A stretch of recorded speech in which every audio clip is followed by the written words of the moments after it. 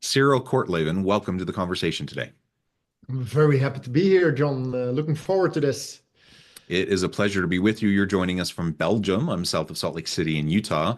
And today we're going to be talking about making change simple. I love that. I love the simple framing. I love the idea of making change simple. The reality is, we all live in this crazy world. It's increasingly complex, messy, Yes. nuanced. The rate and pace of change around us seems to be ever increasing, almost at an exponential rate.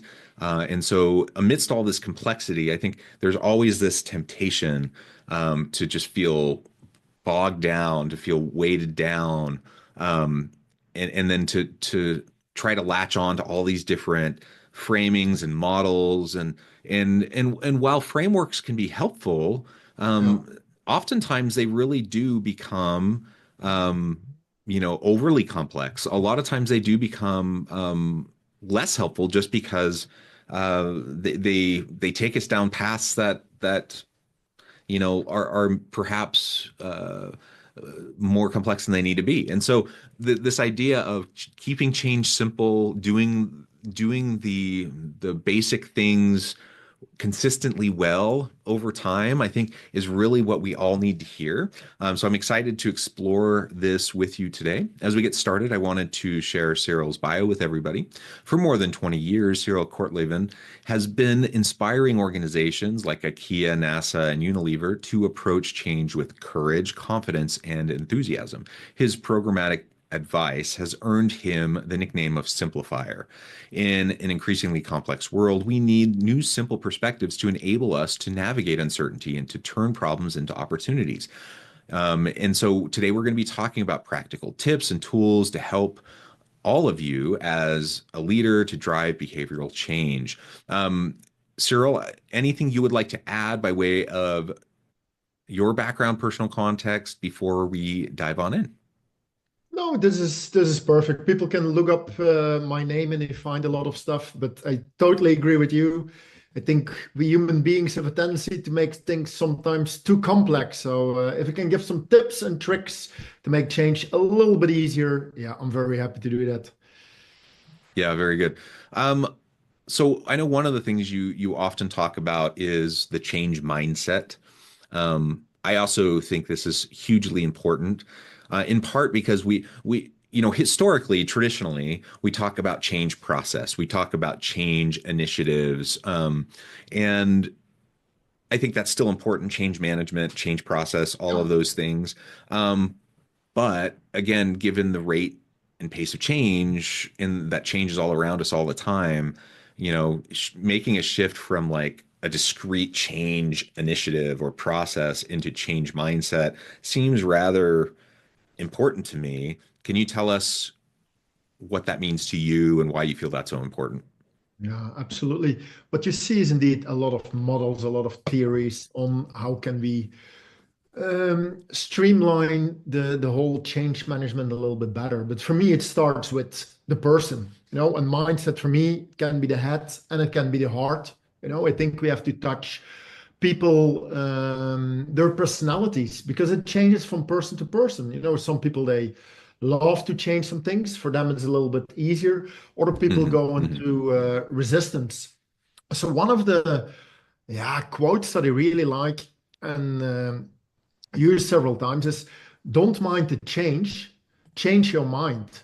And what do I Hmm. mean by that? If something is changing, we focus all our time, energy, money on the thing that is changing, which makes sense. If there is a new software system, we want to give people training, we communicate on the new software.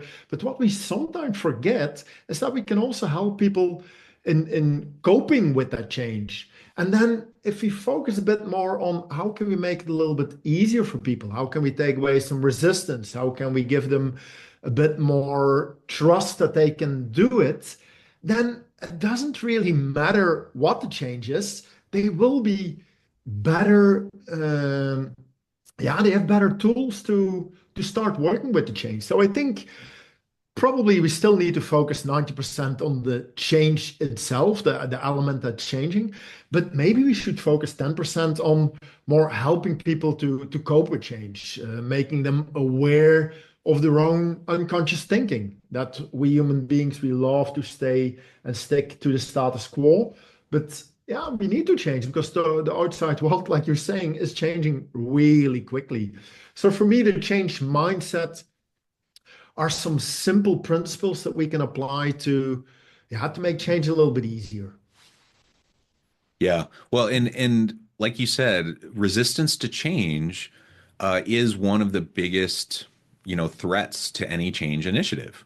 Yeah, It's what every leader knows, and any change practitioner, any leader who has tried to lead change initiatives knows that resistance to change is in creating buy-in from various yeah, stakeholders within the organization. Like that's one of the biggest hurdles. To be able to drive success and sustainability and to have meaningful, measurable impact over time. Like you have to do that, otherwise you're not going to accomplish what you're trying to accomplish, right? yeah, And I think a lot of times leaders look past it because they just think, we're in charge. We tell our employees what to do. We're going to, adopt this new software. We're going to change this process, put in place this new policy. We're going to do whatever. We're going to roll it out. We're going to tell them how it's going to be, and it's just going to yeah. happen. And I mean, that's just so naive. If that's kind of what you think, I mean, you can think that all you want, but it's incredibly naive to think that it's actually just going to work that way because that's not how humans work. There's always resistance. Yes. There's always going to be a buy-in issue, and unless you can generate that, you're going to have trouble. And so, this change mindset piece is so incredibly important for any resilient change kind of culture to permeate within an organization. And again, we're not talking like, I mean, maybe 20, 30 years ago, we could get away with, Yeah. every so often having like a big change push, a change initiative, Yes. but we're not there now. Like it seems like it's constant. And so if we're truly in a place where Yeah. it's almost constant, um, what are we going to do if people have constant either resistance or change fatigue or any of those sorts of things? We're just never going to get to where we need to be. No, I absolutely agree. And one important element is a lot of times the leaders, they already thought about the change that they want to achieve. So they're already busy with it, also in their minds, Yes. already for months. And then they announce it and they are amazed that people are having resistance and they don't get it. And it has also something to do with our, you already said it, our unconscious mind. We human beings, if somebody says something that's a little bit different than what we've normally done, we go into resistance, and I call those idea killers. Yeah, and people Hmm. can't see it, but what I've done in Belgium, we love or beers. So we created some coasters with a red side and a green side. On the red side, you have all kind of expressions, what I call the idea killers. So somebody wants to change something, and then it happens. Yes, but we don't have money, we don't have time, we've already tried it. And in our country, it's different. And a lot of times there is a reason behind it and there is a little bit of a truth behind it, but a lot of times it comes too early. So my first step, and it's such a simple step, but I think it's crucial if you want to engage people in change process, is can we go for a moment, they call it the 3-minute rule, can we go for 3 minutes from a yes but to a yes and? Yeah. So maybe in a meeting you have 10 agenda points. I would say 9 of them logical thinking, but maybe there is one agenda point where you could use some creativity, where you want that people have a little bit less resistance to the possible outcomes. And then I invite them, okay, let's go for 3 minutes. It's a little experiment. You can't say yes, but. If there is somebody who says yes, but, you get the red card, yeah, like in soccer in Europe. Red card, what does it mean? You killed one idea. The punishment is you have to come up with 2 new ones. So what I'm trying to do is create a very safe, playful environment where people are allowed to think a little bit further. And they don't have to do everything, but at least giving them a safe space to think a little bit broader already helps to take away a little bit of the resistance. So I think that's certainly a lesson that every leader should know, and help your people, help your people with becoming aware that we have resistance, and there's nothing wrong with that, but how can we look at it from different angles? Yeah, yeah. And I just want to reemphasize that being aware that we all have it, that there's nothing wrong with having it. It is human nature. Like Yes. literally, it's hardwired into our brains. It's evolutionary psychology. There's a reason why we're programmed that way. Why our brains are set up that way. Yeah, It helped us survive. In the wild, absolutely. like as we were, amongst the beasts, and like we had to protect ourselves and in clans and all of that, right? But we're not in that situation anymore. And so that doesn't always serve us as well as it may have 10,000 years ago. Yeah. And so now we need to recognize that that still is there. And sometimes it still serves a purpose, but Yeah, oftentimes, absolutely. oftentimes it that resistance creates that fight or flight kind of response Yes. more than necessary. And so if we recognize that, then we have control over what our response is to it.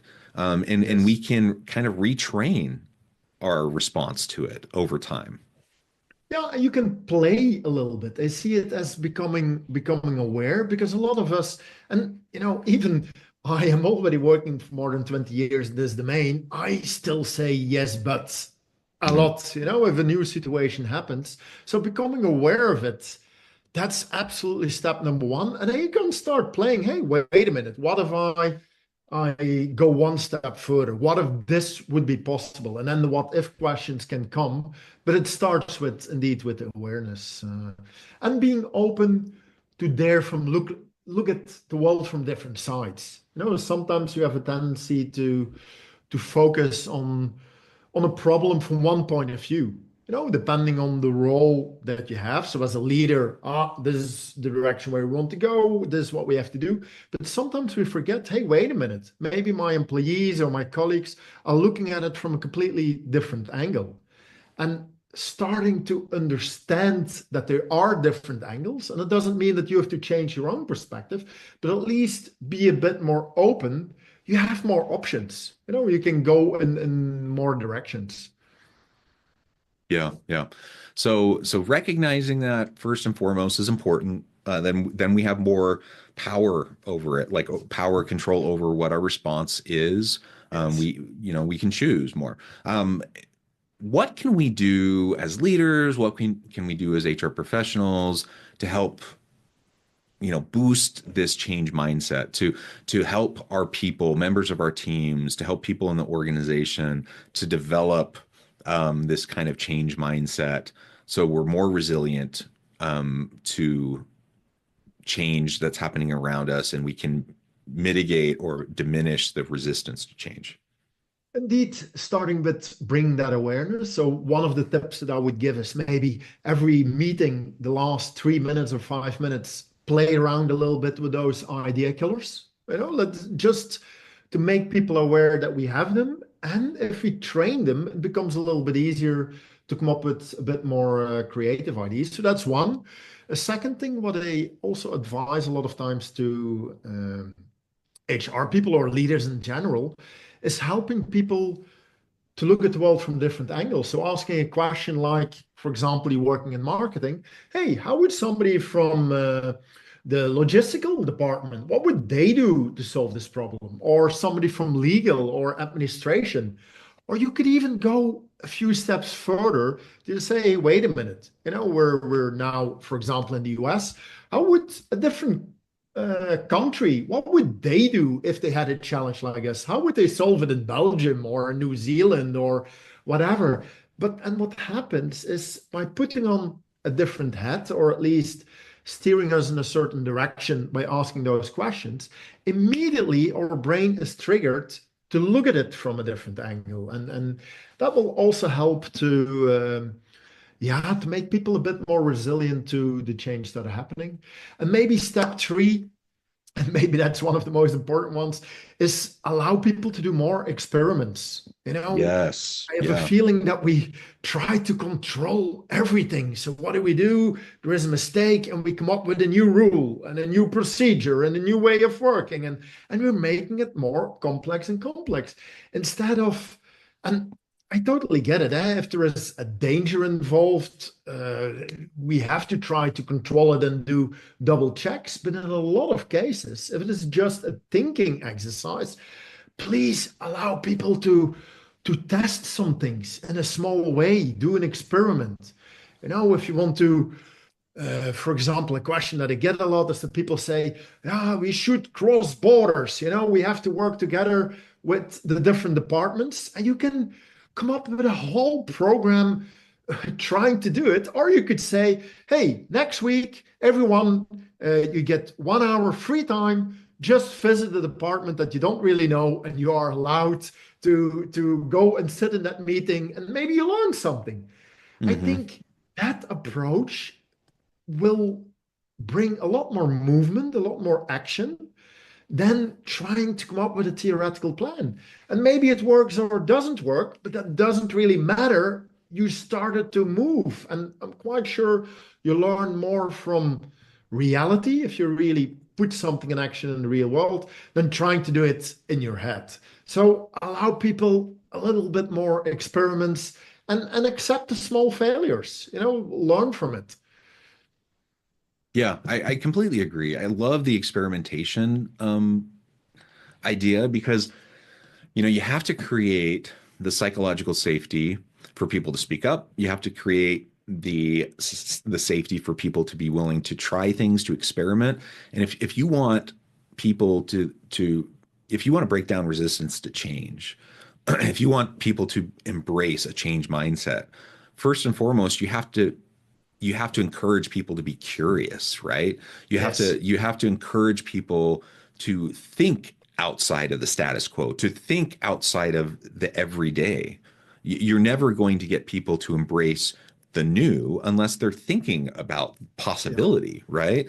And so many organizations are so locked down into compliance with Yes. the current status quo, that, like, no wonder when some change initiative happens, it's so hard to get people there because you've been drilling into them Yes. constantly for the past year about compliance, compliance, compliance. And oh, by the way, here's the stick that we're going to hit you with if you deviate in the smallest little centimeter, away from Yes. this compliance. And then now all of a sudden we're telling you to switch gears and Yeah. go a completely different direction. And you think it's just going to naturally happen. Mm, People, mm, we've mm. already talked about, like, from an evolutionary psychology standpoint, people already resist change. You add on Yes. top of that the fact that you've been hammering over people's heads that they need to be doing it one specific way, and now you're telling them to change it. Like, of course, it's not going to be smooth sailing. So if you can break down that compliance culture into more of a psychologically safe, um, Yes. uh, courageous experimentation culture, oh my goodness, now all of a sudden Yeah. people are curious and they're just exploring, and you've taken away the stigma around failure. Failure isn't trying something and it not working. Failure is trying something and not learning from it, and trying something and doing the same thing wrong over and over again, right? It's not trying something and not having it work the first time. Literally learning means we're probably not going to do it right the first time. And so we have to allow for that. And if we don't, no change initiative is ever going to be successful. I don't know a single change initiative in any organization, from No. the simplest change initiative all the way to the most complex, where everything has gone perfectly smooth, Nope. completely as expected from the very beginning to the very end. That doesn't happen. That's not a thing. It's part of the process. If you want to learn something new, you have to try it a few times. Maybe what could be interesting also for the listeners, what we've done together with a group of people, because failure, it still has a negative connotation. We Yeah. say, hey, fail fast, fail often, fail forward. But we came up with a new word, and that word is the word nearling. So nearling Uh, is a word that doesn't exist yet in English, but what is a nearling? It's something that you've done with the right intention, which has not yet led to the right result.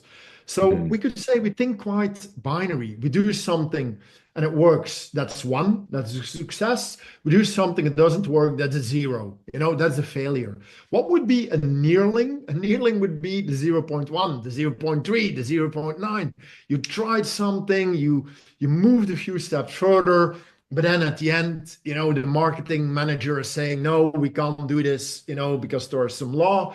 Then you could say the whole project has failed. No, we had a nearling. We already learned a lot of things, and we learned a lot more than the person who is still sitting behind the desk trying to come up with the perfect plan. And Exactly. that's, I Yeah. think, what people need. We need to get more into action, I guess. Yeah, I love that. I love that idea.